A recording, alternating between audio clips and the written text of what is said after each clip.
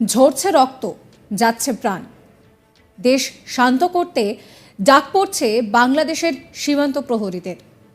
ঢাকার শহরে অস্ত্র হাতে দাঁড়িয়ে সেনা, বিদ্রোহ দেখলেই গুলিতে ঝাঁঝরা করে দিতে পারে।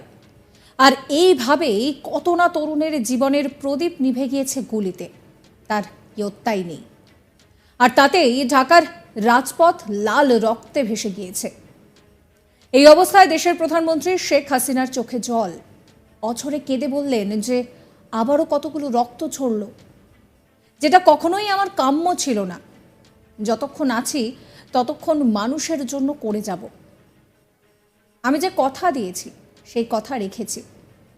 তিনি বলেন যে এখন এই কথা বলছেন, তাহলে যখন বাংলাদেশি সেনার গুলিতে এক এক করে দেশের তরুণরা মারা যাচ্ছিল, তখন তিনি গুলি না চালানোর নির্দেশ কেন দিলেন না? তাহলে তো আজ এতগুলো প্রাণ অকালে ঝরে যেত না, শতাধিক মায়ের কোল এইভাবে শূন্য হয়ে যেত না। এখন তার অনুশোচনা হচ্ছে, এটা ঠিক হয়নি। তাহলে হয়তো আজ তাকে কাঁদতে হতো না। মুক্তিযুদ্ধের পর স্বাধীন বাংলাদেশের এই ঘটনা গোটা বিশ্বকে নাড়িয়ে দিয়েছে এক প্রকার। সংরক্ষণ বিরোধী আন্দোলনে গত কয়েকদিন ধরেই উত্তপ্ত হয়ে রয়েছে বাংলাদেশ। ঢাকার রাস্তা কার্যত লোকশূন্য। দূর দূর পর্যন্ত ধুধু করছে রাস্তা, কোথাও লোক নেই, জন নেই। শুধু দেখা যাচ্ছে বন্দুক হাতে টহল দেওয়া বাংলাদেশি আর্মি। হিংসা ঠেকাতে হাজার হাজার সেনা নেমেছে রাস্তায়, যাদের প্রত্যেকের হাতে রয়েছে বন্দুক। নামানো হয়েছে বিশাল বিশাল সব ট্যাঙ্ক, জারি হয়েছে কারফিউ। ওপর থেকে পরিস্থিতিতে নজর রাখার জন্য ঘুরে বেড়াচ্ছে হেলিকপ্টার। কোটা সংস্কার আন্দোলনকে কেন্দ্র করে বিগত কয়েকদিনে শুধু ঢাকা থেকেই গ্রেফতার হয়েছে 500রও বেশি। বিক্ষোভকারীদের চাপে কিছুটা হলেও পিছু হটতে বাধ্য বাংলাদেশ সরকার। রবিবার বাংলাদেশ সুপ্রিম কোর্ট এই কোটা নিয়ে কিন্তু একটি বিশেষ কথা বলেছে, এবং এই পরিস্থিতিতে শেখ হাসিনা কি বলছেন শোনাবো আপনাদের। সামাজিক উন্নতির জন্য, তাদের আয় বৃদ্ধি, তাদের চলাচল সুন্দর, তাদের জীবন মান উন্নত করবার জন্য যতগুলি স্থাপনা তৈরি করেছে, সবগুলিতেই তারা আঘাত করেছে, সবগুলি তারা ভেঙে দিয়েছে। তাহলে ক্ষতিটা কার? নিশ্চয়ই জনগণের। এখানে তো জনগণকেই রুখে দাঁড়াতে হবে। এই সন্ত্রাসের বিরুদ্ধে, জঙ্গিবাদের বিরুদ্ধে জনগণকেই সোচ্চার হতে হবে, কারণ এরা তো কোনোদিনই কোনো দেশে তো ভালো কিছু করতে পারেনি। বাবা মা ভাই বোন সবাইকে মারার পরেও আমি ফিরে এসেছি কেন? ওই গরিব দুঃখী মানুষের জন্য, সাধারণ মানুষের জন্য। আর আমরা স্বাধীনতা এনেছি, সেই স্বাধীনতা তো বিফল হতে পারবে না।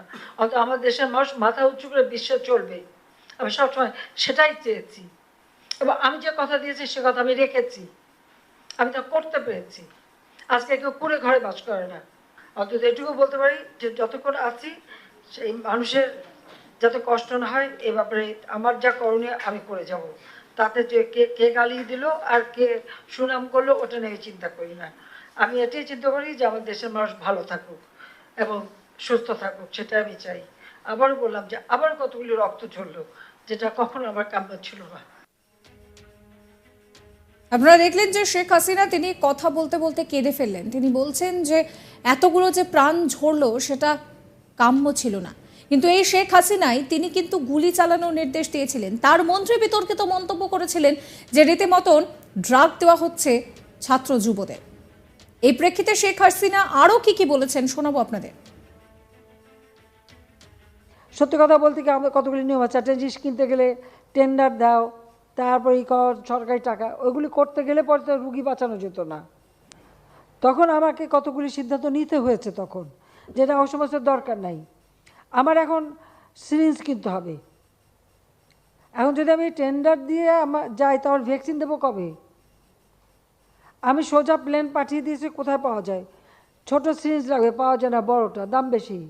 আমি বলি হোক দাম বেশি, আমার এক্ষুনি দরকার, কাজে আমাকে আনতে হবে। আমি 3 দিনের মধ্যে আমি প্লেন পাঠালাম, যা পেলাম কিনে নিয়ে 4 দিনের মধ্যে 5 দিনের মধ্যে আমি নিয়ে আসলাম। এখন যদি ওটার উপরে দুর্নীতি ধরতে চান ধরতে পারেন, কিন্তু তখন আমার কাছে ছিল মানুষ বাঁচানোটাই হচ্ছে ফরজ। মানুষকে আমি কীভাবে বাঁচাবো? আমার ভ্যাকসিন কিনতে হবে, ভ্যাকসিন বুকিং দিতে হবে, সরকারিভাবে করতে গেলে দীর্ঘ সময় মানে ইয়ে করতে হবে, টেন্ডার করতে হবে, টাকা দিতে হবে, হ্যানো তেন। আমি কি করব, আমি বেক্সিমকোকে বললাম যে এত টাকা আগে ডিপোজিট দিয়ে বুকিং দিতে হবে, প্রাইভেট সেক্টর দিলে সমস্যা নাই, টাকা আমি দিয়ে দিচ্ছি, তো বুকিং দাও। আমি বুকিং দেওয়ালাম। ভ্যাকসিন রাখার জন্য আমার ফ্রিজার দরকার, -70 বা 75 এই ধরনের ফ্রিজার আমার অভাব, একমাত্র কিছু কিছু ফার্মাসিউটিক্যাল আছে, সেটা তো এনাফ না, এখন আমাদের কিনতে হবে। আমি এখন টেন্ডার দিয়ে কিনতে গেলে আমার কত সময় লাগবে?